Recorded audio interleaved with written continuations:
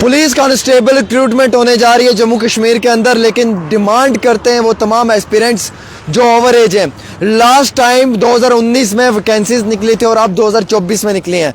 4 साल के बाद ये वैकेंसीज निकाली गई हैं दोस्तों, और इन 4 साल में हजारों की तादाद में एस्पिरेंट्स जो हैं वो ओवर एज हुए हैं। अब जो नौजवान ओवर एज हो चुका है वो कहता है कि हमें भी मौका मिलना चाहिए। जो एज क्राइटेरिया है उसे बढ़ा देना चाहिए सरकार को। इसी के साथ साथ जो नौजवान सब इंस्पेक्टर के इम्तिहान के लिए भी प्रिपेयर कर रहा है, या जो नौजवान सब इंस्पेक्टर का इम्तिहान दे चुका है, वो नौजवान भी चाहता है कि उसे भी जो है वो एज रिलैक्सेशन मिलनी चाहिए ऑन बिहाफ ऑफ कैटेगरी। अगर उसकी कोई एसटी कैटेगरी है या उसके साथ साथ कोई रिजर्वेशन है, अगर बाहर के मुल्कों, बाहर की रियासतों में, मुल्क हिंदुस्तान की बाहर की यूनियन टेरिटरीज या स्टेट्स का एक अलग क्राइटेरिया है और वहाँ पे दी जाती है, तो जम्मू कश्मीर में क्यों नहीं दी जाती है? ये सबसे बड़ा सवाल है। 4000 के आसपास वैकेंसीज हैं। कश्मीर के साथ इस बारी डिस्क्रिमिनेशन हुआ है और कश्मीर को चाहिए जस्टिस, और हम इस जस्टिस के लिए आवाज़ उठा रहे हैं। कश्मीर को मिली है कम वैकेंसीज, जम्मू को मिली है ज़्यादा वैकेंसीज। दूसरी बात तो यह है कि कश्मीर के अंदर और जम्मू के अंदर हज़ारों नहीं लाखों की तादाद में नौजवान ओवर एज हो चुके हैं। 2019 में लास्ट वैकेंसीज निकली थी, तब से लेकर अभी तक कांस्टेबल के लिए जो है वो वैकेंसीज आउट नहीं हुई थी, और नॉन वैकेंसीज के होते हुए इस तरीके की चीज़ें आप सामने नज़र आ रही हैं। दोस्तों, मैं आपको एक क्लियर करते चलूँ कि जम्मू कश्मीर यूनियन टेरिटरी के अंदर हज़ारों की नहीं बल्कि लाखों की तादाद में नौजवान ये डिमांड करते हैं कि उन्हें जो है एज रिलैक्सेशन मिलनी चाहिए एनी हाउ। इन केस अगर उन्हें आप एज रिलैक्सेशन नहीं देते हैं तो वो नौजवान बिल्कुल मुकम्मल तौर पे हुकूमत तक अपनी बात पहुंचाने के लिए, जस्टिस के लिए जो वो प्रोटेस्ट भी करेंगे। और नाज़रीन किराम, अगर आप चाहते हैं कि आपके साथ इंसाफ हो तो वीडियो शेयर कर दें। मेरे भाइयों, वीडियो शेयर करने में क्या जाता है यार, ना पैसे लगते हैं ना कुछ है। जेलसी मुझसे हो सकती है, मेरे काम से तो जेलसी नहीं ना हो सकती। मुझसे जेलसी करते हो अच्छी बात है, करो, लेकिन मेरे काम से जेलसी करके आपका नुकसान है, क्योंकि मैं आवाज़ आप लोगों के लिए उठाता हूँ। तो ये जेलसी दिल में रखनी अच्छी बात नहीं है। मैं देखता रहता हूँ कि हज़ारों में नौजवान देखते हैं, वीडियो शेयर नहीं करते हैं। वो एक दिल के अंदर जेलसी होती है ना, वो करने नहीं देती है। और कई सारे मेरे भाई जो मुझे सपोर्ट करते हैं वो एकदम से वीडियो शेयर कर देते हैं कि ठीक है यार, ये बंदा जस्टिस की बात कर रहा है। मैं तो आप लोगों के मुद्दे पे लड़ रहा हूँ। मैंने तो खुद कांस्टेबल भर्ती नहीं होना है, आप लोगों ने होना है। आप लोगों की ओवर एज हो चुकी है। 2019 में लास्ट पोस्टें निकली हैं और अभी तक भी जो है वो सरकार की जानिब से कोई बड़ा फैसला नहीं लिया गया है। दुख अफसोस की बात तो यह है कि 2019 में लास्ट पोस्टें निकली हैं जीडी के लिए, तब से कांस्टेबल के लिए, तब से लेकर अभी 2024 में सरकार निकाल रही है। क्या सरकार को ये मालूम नहीं है कि 4 साल में हज़ारों नहीं लाखों की तादाद में नौजवान जो हैं वो ओवर एज हुए हैं? जम्मू कश्मीर, राजौरी, पुंछ, डोडा, किश्तवाड़, हर जगह से नौजवान ओवर एज हुआ है। जो बच्चा 2022 में एलिजिबल था एग्ज़ाम देने के लिए, वो आज 2024 में नहीं है, क्योंकि वो ओवर एज हो चुका है। सरकार की गलती और नुकसान क्यों होगा मेरे नौजवान को?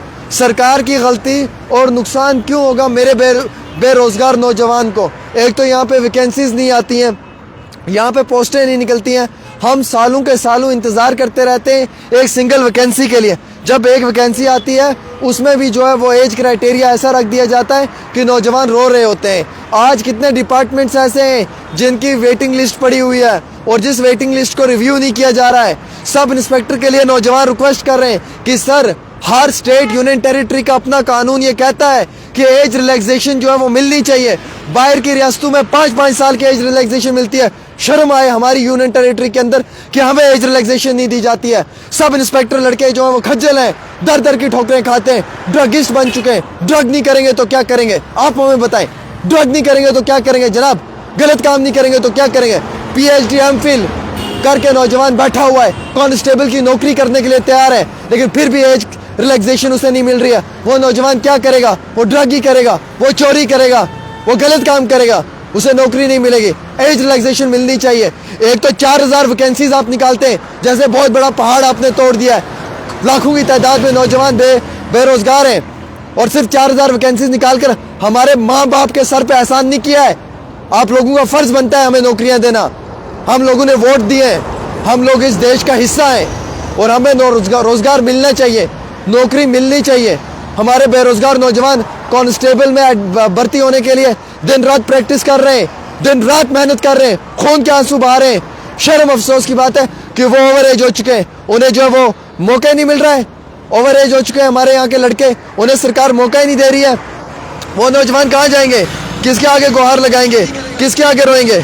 और अब आप देख लो जनाब कि ओवर एज होने की वजह से कितने सारे नौजवानों को जो नुकसान हो रहा है। और इसी तरीके से कई सारे नौजवान जो है वो कह रहे हैं भाई साहब अब हमारे पास आखिरी ऑप्शन है, या हम मरेंगे या हम फिर जो है वो कभी भी सरकार से उम्मीद ही नहीं रखेंगे, क्योंकि सरकार जो कर रही है वो गलत कर रही है। एज रिलैक्सेशन नहीं मिल रहा है, पहली बात तो यह है। दूसरी सबसे इंपॉर्टेंट बात यह है कि नौजवान इस वक्त दर दर की ठोकरें खा रहे हैं। सब इंस्पेक्टर के लिए लड़के पागल हैं, फ्रस्ट्रेट हो चुके हैं। कोई लड़का रिजर्वेशन एसटी कम्युनिटी का है, कोई किस कम्युनिटी का है, वो कहता है भाई साहब बाहर वाले जो वो एज रिलैक्सेशन दे रहे हैं हमें मिलती नहीं है, हमें एज रिलैक्सेशन कोई दे ही नहीं रहा है। कांस्टेबल है वो रो रहे हैं, वो कहते हैं हमें भाई साहब एज रिलैक्सेशन मिलती नहीं है। अरे भैया कर क्या रहे हो यार, 4000 वैकेंसीज निकाल रहे हो, 4 साल में निकाल रहे हो, और नौजवानों को ऐसा उल्टा हरास कर रहे हो कि वो जहर खाने की कगार पे पहुंचे हुए हैं। अफसोस नहीं, दुख नहीं तो और क्या है। कांस्टेबल के लिए आप देखो कैसे हमारे नौजवान रो रहे हैं दिन रात सड़कों के ऊपर।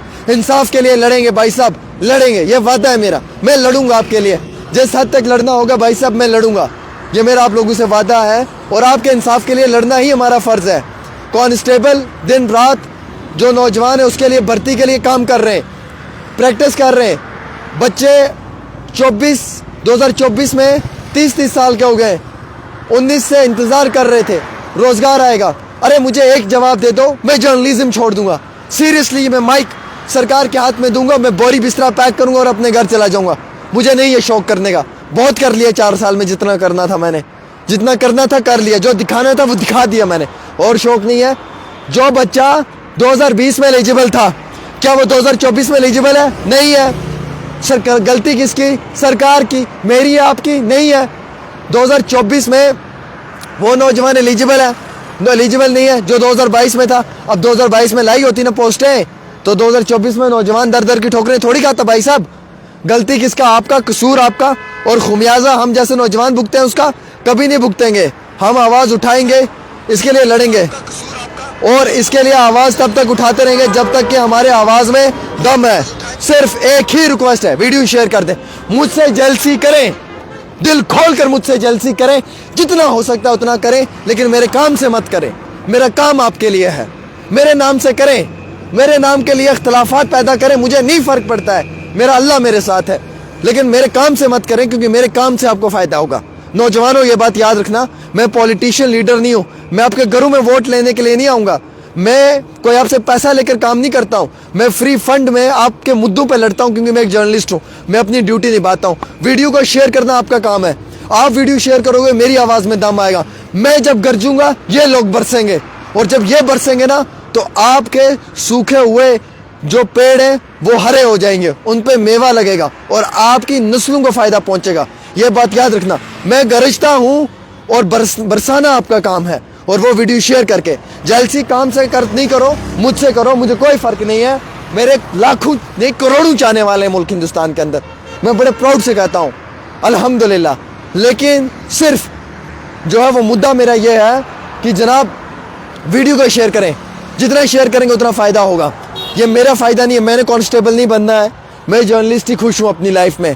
आप लोगों ने कांस्टेबल बनना है, आपके मुद्दों पे लड़ रहा हूँ। कोई जर्नलिस्ट आवाज़ उठा रहा है इस रिलैक्सेशन पे? नहीं उठा रहा है। किसी ने आवाज़ उठाई? नहीं ना उठाई, उठाई ना मैंने, लड़ रहा हूँ ना, तो सपोर्ट करो। अगर चाहते हो कि मैं लड़ूँ, वीडियो शेयर करो। 800 लोग देख रहे हो, अगर पर बंदा भी वीडियो शेयर करेगा आपका फ़ायदा होगा, आपके बच्चों का फ़ायदा होगा, आपकी नस्लों का फ़ायदा होगा। ना मेरे भाई ने कांस्टेबल बनना है, ना मेरे वालिद ने, और ना मैंने। हम लोग अपना अपना काम सब अच्छा कर रहे हैं और सब खुशी से जी रहे हैं। लिहाजा आपके मुद्दों पे लड़ते हैं तो वीडियो शेयर किया करो। ये दिल में जलसी, ये बुग़्ज़, ये हसद नहीं रखना चाहिए कि वीडियो शेयर नहीं करेंगे। भाई जाने दो, देख तो लेते हो लेकिन शेयर नहीं करते। मेरा फ़ायदा नहीं, आपका फ़ायदा है, आपकी नस्लों का फ़ायदा है, क्योंकि आपके साथ गलत हो रहा है और मैं गलत नहीं होने दूंगा। मैंने कभी किसी के साथ गलत नहीं होने दिया, इसीलिए ना मैं आज अकेला रह गया हूँ। खुदा की कसम आज अकेला रह गया हूँ, कोई नहीं साथ, अकेले लड़ रहा हूँ, अकेले जी रहा हूँ। पर वो कहते हैं ना, वन मैन आर्मी, वो ताकत है मेरे अंदर। अकेला लड़ता हूँ यार, मुझे किसी की सहारे की ज़रूरत नहीं चाहिए। मेरे साथ मेरा अल्लाह है और आप लोग हैं। वीडियो को शेयर करो दोस्तों, हम इस पे लड़ेंगे, इस मुद्दे पे लड़ेंगे। आपको एज रिलैक्सेशन मिलनी चाहिए, ये सरकार की गलती है, ये आपकी गलती नहीं है। वीडियो को जितना हो सकता है शेयर करो। अस्सलाम वालेकुम।